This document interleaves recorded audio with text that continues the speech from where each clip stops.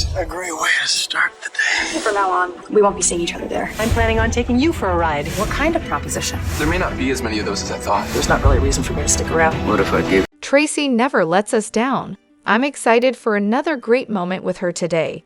Yesterday's tea party with Tracy and Violet was absolutely adorable. I noticed Molly's reaction yesterday after seeing the pictures. It seemed like the reality of the situation finally hit her. I see that Carly and Brennen are getting attention, but why isn't Jason involved? I'm quite disappointed. Some current storylines make me appreciate the film Delirious with John Candy and Emma Sands even more. John Candy plays a head writer of a soap opera, Beyond Our Dreams, who clashes with a husband and wife writing team, leading to inconsistent storylines. I do value the complexity and exaggerated drama of soap operas, but the lack of character history can be frustrating. Christina wants Ava punished for causing the death of her unborn baby, yet Christina herself was involved in an accident that led to a miscarriage, and her mother accidentally killed her abusive boyfriend. It's perplexing to see Sonny fantasize about killing Ava again. I'll step off my soapbox for now. I hope they find a way to keep Eva, Natalia, around and utilize her talent. She's an incredible actress. If Carly is moving on with Jack, why not Sonny with Natalia? They have Puerto Rico in common. Sonny should leave Natalia alone. He's on his medication now and should know better. Why are Drew and Nina still involved? Don't tell me she's just trying to keep Drew's attention away from Willow. I thought Drew and Jordan were supposed to be a couple. Gio looks like he's dressed for work. If Ava's room is still a crime scene, one would expect the pool to be one too. Nina couldn't wait to sleep with Drew. Deep down, she's not protecting Willow from him. She wants Drew for herself. Nina had plenty of time when Willow opened up about her kiss with Drew to tell her she was involved with him. Now Willow will likely hate her again, especially after they're trying to rebuild their mother-daughter relationship. Yes, Willow is wrong for kissing Drew. But if it were my daughter and I knew Drew was involved with me, I'd tell her. The whole situation is just gross and messy. Hello everyone, welcome back to my channel, Messy Syrup. It's me, Abby, here. I hope everyone is having a wonderful day. Keep watching, so let's dive into today's video. Why do wealthy people want to live at the Metro Court, and who bought Windermere? I'm starting to think Sonny might be playing Natalia, especially considering all the backstabbing she's done to break up Ellie and Chrissy. The FBI wouldn't assign Jagger to protect Sonny and then turn around and arrest him. His assignment should be over by now, so why is he still in Port Charles? It would have made for a better storyline if he had been fired years ago for his obsession with taking Sonny down. Does anyone else find the Nina/Drew and Natalia/Sonny pairings confusing? There's zero chemistry and no need for either relationship. Ugh. Nina and Drew are a mess. I understand the enemies to lovers trope, but it's still problematic. Not as problematic as Drew and Willow, though. Please write Natalia off the show. There's no point in keeping her around with the cast already crowded, especially with Blaze leaving on tour. Give her airtime to fan favorites, Sam and Liz, instead. Keeping Natalia won't fix the ratings issues. Nobody wants Sonny with a homophobe. He would never be with someone so hateful toward Christina. Sonny and Christina have a special bond. He loves her more than anything. Morris and Eva have no chemistry, and Sonny and Natalia's scenes are boring. She's also too tall for him, in my opinion. It's unbelievable that Sonny would still be around Natalia after all the insults she's thrown at Christina. She was rude to Christina both to her face and behind her back long before the tape went public. I hope the latest writing team changes will end this terrible couple before it even begins. Natalia has no place on GH. Sonny and Christina only tolerate her for Blaze. She can leave. Natalia needs to go, and I've heard she is leaving. Good riddance. No to Natalia and Sonny, and yuck to Nina and Drew. We need better pairings. These are just awful. I'm not sure how many people here watched the original run of Ryan's Hope, or like me, caught the repeats on SoapNet, but I really enjoyed that soap. I liked the earlier years, and I would watch up to a certain point before waiting for the show to start over from the beginning. Claire Labine, who created Ryan's Hope, also served as a head writer on GH, which might explain some connection between the two shows. However, it seems like this connection hasn't been fully explored, and I think it could be interesting if it were. There are a few connections I'm aware of. GH has featured scenes in a recreated Ryan's bar for storylines involving characters visiting the city. Ava's mother, Delia, has also appeared on GH in some episodes, played by Eileen Kristen. She had some entertaining interactions with Ava and Sonny, and it would make sense to bring her back, especially given Ava's current troubles. If Ava were to be killed off or fake her own death, Delia's return could be particularly relevant. Beyond Delia, there are several characters from Ryan's Hope who could be integrated into GH through her and Ava's connection. The show has mostly focused on Ava's Jerome side, but she also has a half-brother through her mother's side, biologically a Ryan and a Reed, which links him to the Coleridge family as well. This could open up many possibilities for connections with characters from Ryan's Hope. Even though many actors from the original show have retired or passed away, there's potential to recast or create new storylines using the existing history. Additionally, GH characters with ties to New York City could provide a natural way to introduce elements from the Ryan's Hope world. Since some GH characters are familiar with Ryan's bar, it wouldn't be far-fetched for them to have known characters from that soap. I'm not sure how popular this idea is or how many people are familiar with Ryan's Hope. I only know it from repeats and YouTube myself. I see potential for interesting storylines using the connections already established on GH. However, I'm not sure if it's legally feasible.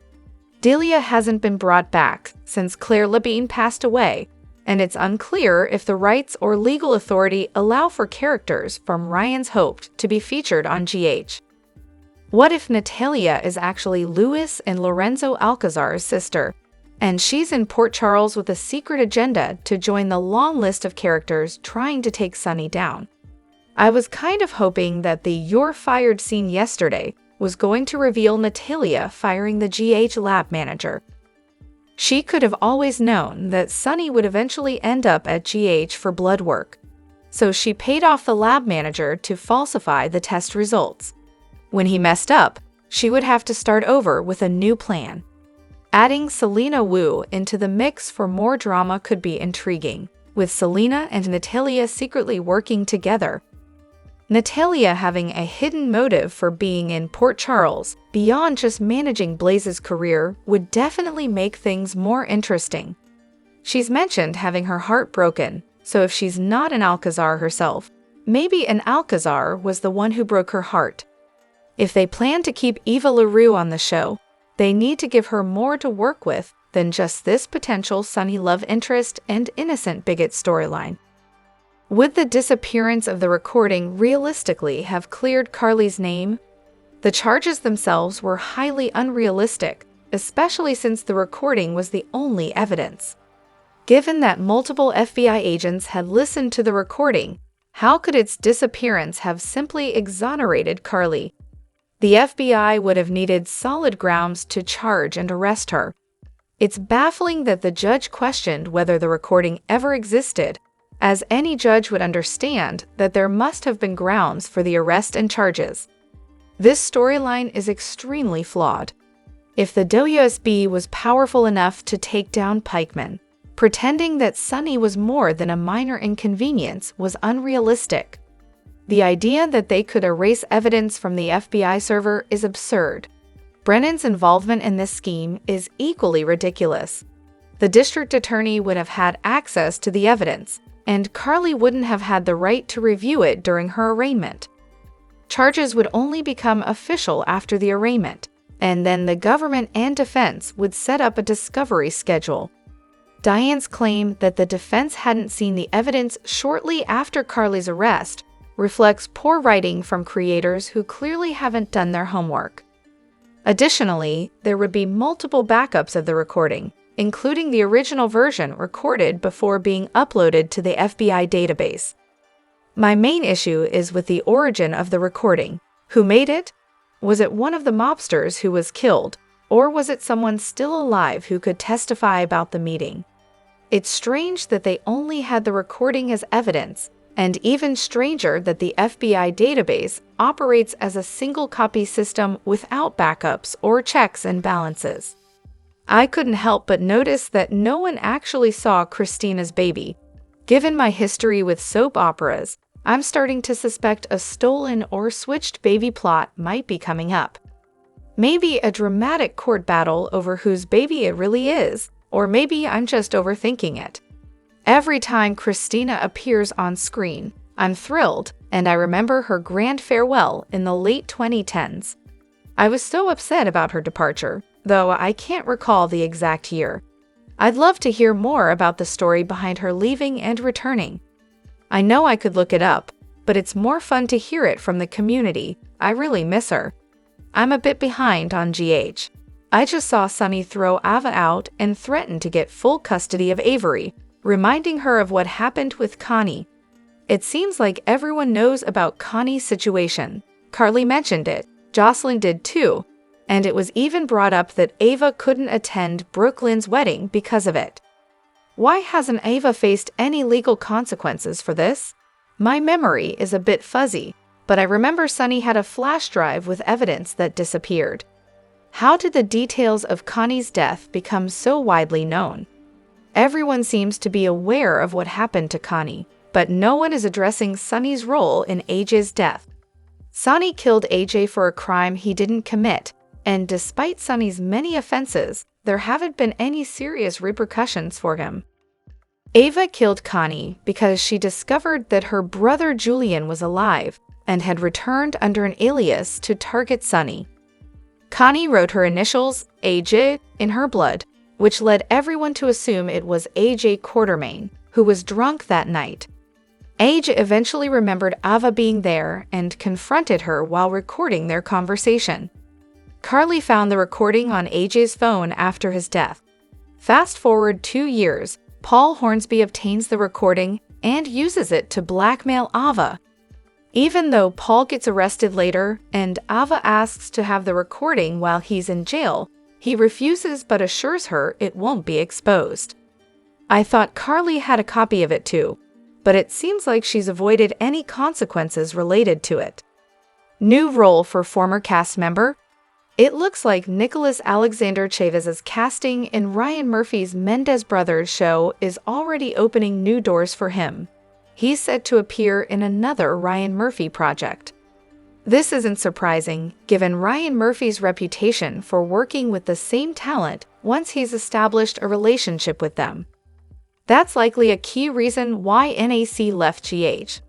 His agent probably recognized that if he nailed this role, it could lead to even bigger opportunities, especially with a high-profile name like Murphy backing him. This is just the beginning of more people taking notice of his talent. It's pretty wild, though. If I'm correct about the filming schedules, he went straight from General Hospital to Monsters to Grotesquerie, all in series regular roles. He's definitely earned a vacation after that. His portrayal of Spencer was a highlight on GH for the last 2 years, and I'm so excited to see him branching out into new roles.